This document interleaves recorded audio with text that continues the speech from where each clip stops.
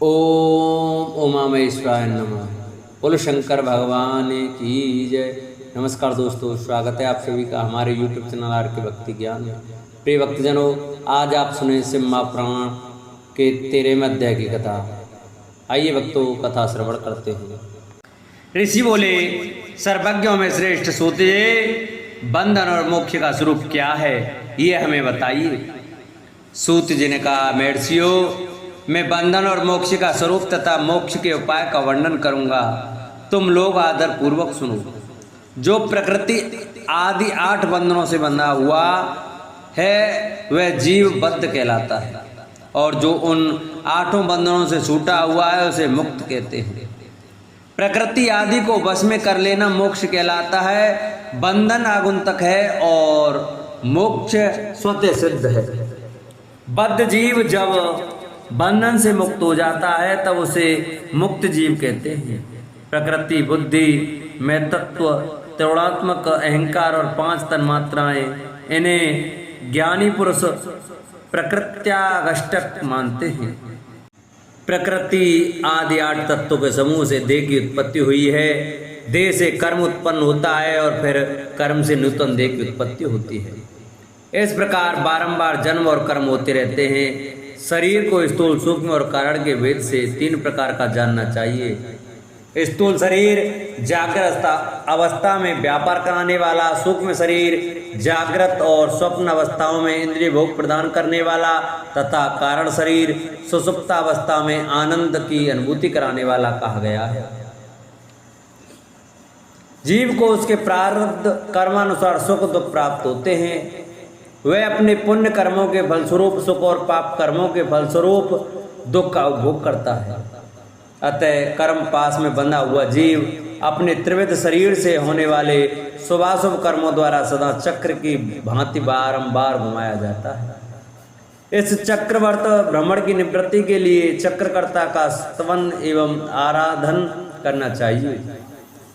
प्रकृति आदि जो 8 पास बताए गए हैं उनका समुदाय ही महाचक्र है, और जो प्रकृति से परे हैं वे परमात्मा शिव हैं। भगवान महेश्वर की प्रकृति आदि महाचक्र के कर्ता हैं, क्योंकि वे प्रकृति से परे हैं। जैसे बकायन नामक वृक्ष का थाला जल को पीता और उगलता है, उसी प्रकार शिव प्रकृति आदि को अपने वश में करके उस पर शासन करते हैं। उन्होंने सबको वश में कर लिया है, इसलिए वे शिव कहे गए हैं। शिव ही सर्वज्ञ, परिपूर्ण तथा निष्प्रय हैं। सर्वज्ञता, तृप्ति, अनादि बोध, स्वतंत्रता, नित्य अलुप्त शक्ति से संयुक्त होना और अपने भीतर अनंत शक्तियों को धारण करना, महेश्वर के इन 6 प्रकार के मानसिक ऐश्वर्यों को केवल वेद जानता है। अतः भगवान शिव के अनुग्रह से ही प्रकृति आदि 8 तत्व वश में होते हैं। भगवान शिव का कृपा प्रसाद प्राप्त करने के लिए उन्हीं का पूजन करना चाहिए।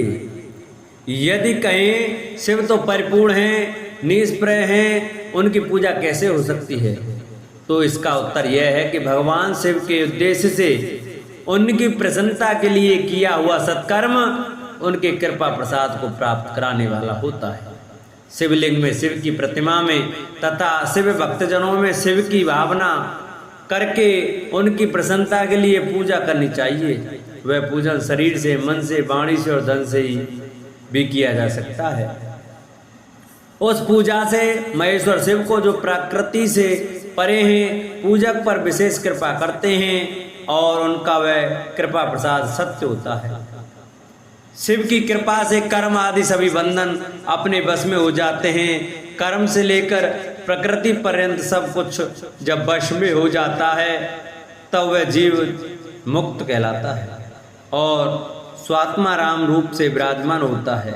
परमेश्वर शिव की कृपा से जब कर्म जनित शरीर अपने बस में हो जाता है तब भगवान शिव के लोक में निवास का सौभाग्य प्राप्त होता है। इसी को सालोक्य मुक्ति कहते हैं। जब तन्मात्राएं वश में हो जाती हैं तब जीव जगदम्बा सहित शिव का सामीप्य प्राप्त कर लेता है। यह सामीप्य मुक्ति है। उसके आयुध आदि और क्रिया आदि सब कुछ भगवान शिव के समान हो जाते हैं। भगवान का महाप्रसाद प्राप्त होने पर बुद्धि भी वश में हो जाती है। बुद्धि प्रकृति का कार्य है, उसका वश में होना साष्टी मुक्ति कहा गया है। पुनः भगवान का महान अनुग्रह प्राप्त होने पर प्रकृति वश में हो जाएगी। उस समय भगवान शिव का मानसिक ऐश्वर्य बिना यत्न के ही प्राप्त हो जाएगा। सर्वज्ञाता और तृप्ति आदि जो शिव के ऐश्वर्य हैं, उन्हें पाकर मुक्त पुरुष अपने आत्मा में ही विराजमान होता है। वेद और शास्त्रों में विश्वास रखने वाले विद्वान पुरुष इसी को सायुज्य मुक्ति कहते हैं। इस प्रकार लिंग आदि में शिव की पूजा करने से क्रम से मुक्ति स्वतः प्राप्त हो जाती है। इसलिए शिव का कृपा प्रसाद प्राप्त करने के लिए तत्व संबंधी क्रिया आदि के द्वारा उन्हीं का पूजन करना चाहिए। शिव क्रिया, शिव तप, शिव मंत्र जप, शिव ज्ञान और शिव ध्यान के लिए सदा उत्तरोत्तर अभ्यास बढ़ाना चाहिए। प्रतिदिन प्रातः काल से रात को सोते समय तक और जन्म काल से लेकर मृत्यु पर्यंत सारा समय भगवान शिव के चिंतन में ही बिताना चाहिए। सदोजात आदि मंत्रों तथा नाना प्रकार के पुष्पों से जो शिव की पूजा करता है वह शिव को ही प्राप्त होगा।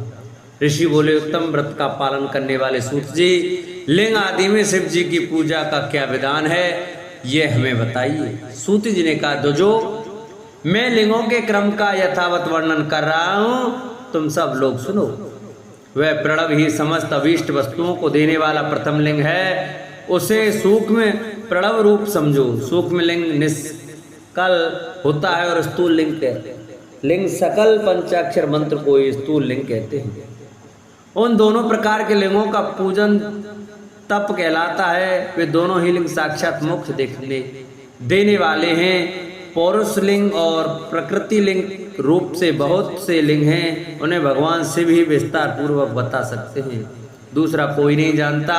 पृथ्वी के विकारभूत जो जो लिंग ज्ञात हैं उनको मैं तुम्हें बता रहा हूँ। उनमें स्वयंभू लिंग प्रथम है, दूसरा बिंदु लिंग, तीसरा प्रतिष्ठित लिंग, चौथा चरलिंग और पांचवा गुरुलिंग है। देवर्षियों की तपस्या से संतुष्ट हो उनके समीप प्रकट होने के लिए पृथ्वी के अंतर्गत बीज रूप से व्याप्त हुए भगवान शिव वृक्षों के अंकुर की भांति भूमि को भेद कर नादलिंग के रूप में व्यक्त हो जाते हैं।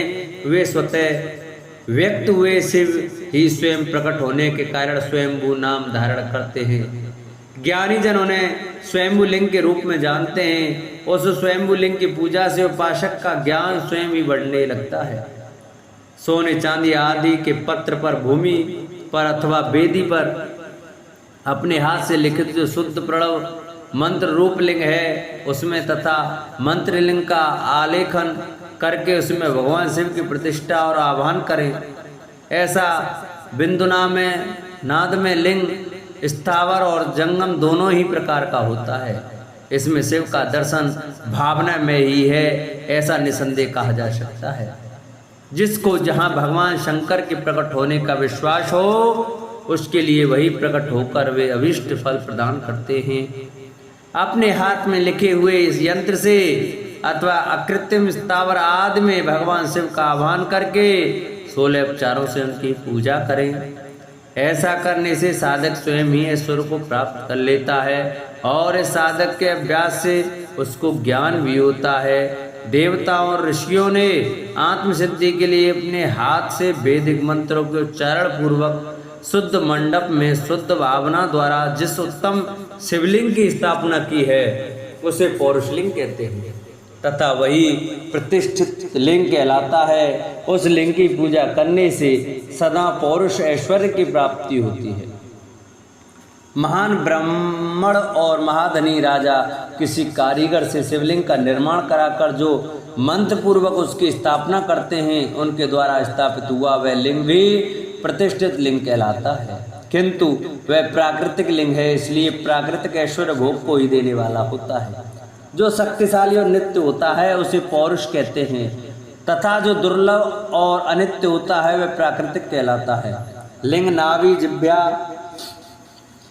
नासाग्र भाग और शिखा के क्रम से कट, हृदय और मस्तक तीनों स्थानों में जो लिंग की भावना की गई है उस आध्यात्मिक लिंग को ही चरलिंग कहते हैं। पर्वत को पौरुषलिंग बताया गया है और भूतल को विद्वान पुरुष प्राकृतिक लिंग मानते हैं। वृक्ष आदि को पौरुषलिंग जानना चाहिए और गुल्म आदि को प्राकृतिक लिंग, साठी नामक धान्य को प्राकृतिक लिंग समझना चाहिए और साली, अगहनी एवं गेहूं को पौरुषलिंग। अड़मा आदि 8 सिद्धियों को देने वाला जो ऐश्वर्य है उसे पौरुष ऐश्वर्य जानना चाहिए। सुंदर स्त्री तथा धन आदि विषयों को आस्तिक पुरुष प्राकृतिक ऐश्वर्य कहते हैं। चरलिंगों में सबसे प्रथम रसलिंग का वर्णन किया जाता है। रसलिंग ब्राह्मणों को उनकी सारी अविष्ट वस्तुओं को देने वाला है। शुभ कारक बाणलिंग क्षत्रियों को महान राज्य की प्राप्ति कराने वाला है।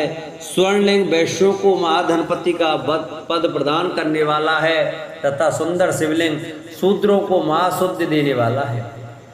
स्फटिक में लिंग तथा वाणलिंग सब लोगों को उनकी समस्त कामना प्रदान करते हैं। अपना ना हो तो दूसरे का स्फटिक या वाणलिंग भी पूजा के लिए निषिद्ध नहीं है।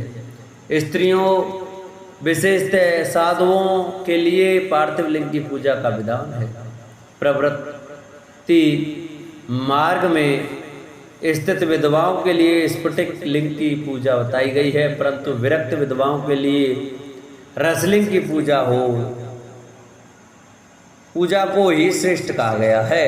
उत्तम व्रत का पालन करने वाले महर्षियों बचपन में, जवानी में और बुढ़ापे में भी शुद्ध स्फटिक में शिवलिंग का पूजन स्त्रियों को समस्त भोग प्रदान करने वाला है।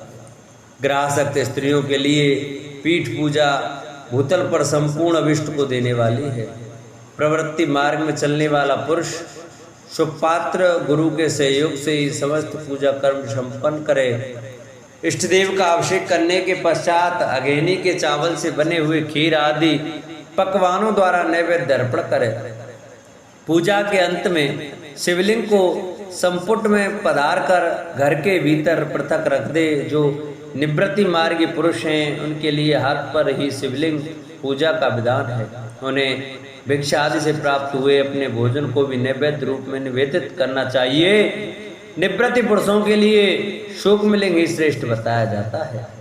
वे विभूति के द्वारा पूजन करें और विभूति को ही नैवेद्य रूप से निवेदित भी करें। पूजा करके उस लिंग को सदा अपने मस्तक पर धारण करें। विभूति 3 प्रकार की बताई गई हैं, लोकाग्नि जनित, वेदाग्नि जनित और शिवलिंग जनित। लोकाग्नि जनित या लौकिक भस्म को द्रव्यों की शुद्धि के लिए लाकर रखे मिट्टी, लकड़ी और लोहे के पात्रों की, धान्यों की, तिल आदि द्रव्यों की, वस्त्र आदि की तथा परिष्कृत वस्तुओं की भस्म से शुद्धि होती है। कुत्ते आदि से दूषित हुए पात्रों की भी भस्म से ही शुद्धि मानी गई है। वस्तु विशेष की शुद्धि के लिए यथा योग्य सजल अथवा निर्जल भस्म का उपयोग करना चाहिए। वेदाग्नि जनित जो भस्म है उसको उन वैदिक कर्मों के अंत में धारण करना चाहिए। मंत्र और क्रिया से जनित हो होम कर्म है वह अग्नि में भस्म का रूप धारण करता है। उस भस्म को धारण करने से वह कर्म आत्मा में आरोपित हो जाता है। अघोर मूर्तिधारी शिव का जो अपना मंत्र है उसे पढ़कर बेल की लकड़ी को जलाएं। उस मंत्र से अभिमंत्रित अग्नि को शिवाग्नि कहा गया है। उसके द्वारा जले हुए काष्ठ का जो भस्म है वह शिवाग्नि जनित है। कपिला गाय के गोबर अथवा गाय मात्र के गोबर को तथा समी पीपल, पलाश, बड़े अमलतास और बेर इनकी लकड़ियों को शिवाग्नि से जलाए शुद्ध भस्म शिवाग्नि जनित माना गया है। अथवा कुश की अग्नि में शिव मंत्र के उच्चारण पूर्वक काष्ठ को जलाए, फिर उस भस्म को कपड़े से अच्छी तरह छानकर नए घड़े में रखकर भर दे। उसे समय समय पर अपनी कांति या शोभा की वृद्धि के लिए धारण करे। ऐसा करने वाला पुरुष सम्मानित एवं पूजित होता है। पूर्व काल में भगवान शिव ने भस्म शब्द का ऐसा ही अर्थ प्रकट किया था। जैसे राजा अपने राज्य में सारभूत कर को ग्रहण करता है, जैसे मनुष्य सस्य आदि को जलाकर रांध कर उसका सार ग्रहण करते हैं, तथा जैसे जठरानल नाना प्रकार के भज्य भोज आदि पदार्थों को भारी मात्रा में ग्रहण करके जलाकर सारतर वस्तु ग्रहण करता और उस सारतर वस्तु से स्वदेह का पोषण करता है, उसी प्रकार प्रपंच मात्र परमेश्वर शिव ने भी अपने में अधेय रूप से विद्यमान प्रपंच को जलाकर भस्म रूप से उसे सार तत्व को ग्रहण किया है। प्रपंच को दग्ध करके शिव ने उसके भस्म को अपने शरीर में लगाया है। राग भभूत पोतने के बहाने जगत के सार को ही ग्रहण किया है। अपने शरीर में अपने लिए रत्न स्वरूप भस्म को इस प्रकार स्थापित किया है। आकाश के सार तत्व से केश, वायु के सार तत्व से मुख, अग्नि के सार तत्व से हृदय, जल के सार तत्व से कटिभाग और पृथ्वी के सार तत्व से घुटने को धारण किया है। इसी तरह उनके सारे अंग विभिन्न वस्तुओं के सार रूप हैं। महेश्वर ने अपने ललाट में तिलक रूप से जो त्रिपुंड धारण किया है वह ब्रह्मा, विष्णु और रुद्र का सार तत्व है। वे इन सब वस्तुओं को जगत के अभ्युदय का हेतु मानते हैं।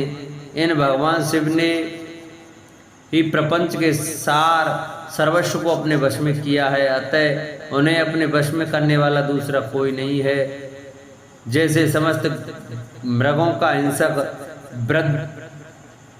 मृग सिंह कहलाता है और उसकी हिंसा करने वाला दूसरा कोई मृग नहीं है, अतएव उसे सिंह कहा गया है। सकार का अर्थ है नित्य सुख एवं आनंद, इसका अर्थ है पुरुष, और वकार का अर्थ है अमृत स्वरूपा शक्ति। इन सब का सम्मिलित रूप ही शिव कहलाता है। अतः इस रूप में भगवान शिव को अपना आत्मा मानकर उनकी पूजा करनी चाहिए। अतः पहले अपने अंगों में भस्म मले, फिर ललाट में उत्तम त्रिपुंड धारण करे। पूजा काल में सजल भस्म का उपयोग होता है और द्रव्य शुद्धि के लिए निर्जल भस्म का गुणातीत परम शिव राजस आदि स्वीकार गुणों का अवरोध करते हैं, दूर हटाते हैं। इसलिए वे सबके गुरु रूप का आश्रय लेकर स्थित हैं। गुरु विश्वासी शिष्यों के तीनों गुणों को पहले दूर करके फिर उन्हें शिव तत्व का बोध कराते हैं, इसीलिए गुरु कहलाते हैं। गुरु की पूजा परमात्मा शिव की ही पूजा है। गुरु के उपयोग से बचा हुआ सारा पदार्थ आत्म शुद्धि कराने वाला होता है। गुरु की आज्ञा के बिना उपयोग में लाया हुआ सब कुछ वैसा ही है जैसे चोर चोरी करके लाई हुई वस्तु को उपयोग करता है। गुरु से भी विशेष ज्ञानवान पुरुष मिल जाए तो उसे भी यत्न पूर्वक गुरु बना लेना चाहिए। अज्ञान रूपी बंधन से छूटना ही जीवन मात्र के लिए साध्य पुरुषार्थ है। अतः जो विशेष ज्ञानवान है वही जीव को उस बंधन से छुड़ा सकता है। जन्म और मरना रूप द्वंद्व को भगवान शिव की माया ने ही अर्पित किया है। जो इन दोनों को शिव की माया को ही अर्पित कर देता है वह फिर शरीर के बंधन में नहीं पड़ता। जब तक शरीर रहता है तब तक जो क्रिया के ही अधीन है वह जीव बद्ध कहलाता है। स्थूल, सूक्ष्म और कारण तीनों शरीरों को वश में कर लेने पर जीव का मोक्ष हो जाता है, ऐसा ज्ञानी पुरुषों का कथन है। माया चक्र के निर्माता भगवान शिव ही परम कारण हैं। वे अपनी माया के दिए हुए द्वंद्व का स्वयं ही परिमार्जन करते हैं। अतः शिव के द्वारा कल्पित हुआ द्वंद्व उन्हीं को समर्पित कर देना चाहिए। जो शिव की पूजा में तत्पर हो वह मौन रहे, सत्य आदि गुणों से संयुक्त हो तथा क्रिया, जप, तप, ज्ञान और ध्यान में से एक एक का अनुष्ठान करता रहे। ऐश्वर्य, दिव्य शरीर की प्राप्ति, ज्ञान का उदय, अज्ञान का निवारण और भगवान शिव के सामीप्य का लाभ, ये क्रम से क्रिया आदि के फल हैं। निष्काम कर्म करने से अज्ञान का निवारण हो जाने के कारण शिव भक्त पुरुष उसके यथोक्त फल को पाता है। शिव भक्त पुरुष देश, काल, शरीर और धन के अनुसार यथा योग्य क्रिया आदि का अनुष्ठान करे। न्यायोपार्जित उत्तम धन से निर्वाह करते हुए विद्वान पुरुष शिव के स्थान में निवास करे। जीव हिंसा आदि से रहित और अत्यंत क्लेश शून्य जीवन बिताते हुए पंचाक्षर मंत्र के जप से अभिमंत्रित अन्न और जल को सुख स्वरूप माना गया है। अथवा कहते हैं कि दरिद्र पुरुष के लिए भिक्षा से प्राप्त हुआ अन्न ज्ञान देने वाला होता है। शिव भक्ति को भिक्षान प्राप्त हो तो वह शिव शक्ति को बढ़ाता है। शिव योगी पुरुष भिक्षान्न को शंभु सत्र कहते हैं। जिस किसी भी उपाय से जहाँ कहीं भी भूतल पर शुद्ध अन्न का भोजन करते हुए सदा मौन भाव से रहें और अपने साधन का रहस्य किसी पर प्रकट ना करें, भक्तों के समक्ष ही शिव के महात्मा को प्रकाशित करें। शिव मंत्र के रहस्य को भगवान शिव ही जानते हैं, दूसरा नहीं। बोलो शंकर भगवान की जय। प्रिय भक्तजनों, आज की कथा को ये विश्राम करते हैं। कल को आपकी कथा में सुनाएंगे हम पार्थिव लिंग के निर्माण की रीति तथा वेद मंत्र द्वारा उसके पूजन की विस्तृत एवं संक्षिप्त विधि का वर्णन। तो सभी भक्तजन हमारी शिव महापुराण की कथा को प्रतिदिन बड़े श्रद्धा भाव और प्रसन्नचित मन से सुने। जिन्होंने अभी तक चैनल को सब्सक्राइब नहीं किया वो चैनल को सब्सक्राइब करें, वीडियो को लाइक करें और कमेंट में ओम नमः शिवाय, ओम उमा महेश्वराय नमः अवश्य लिखें। बोलो शंकर भगवान की जय।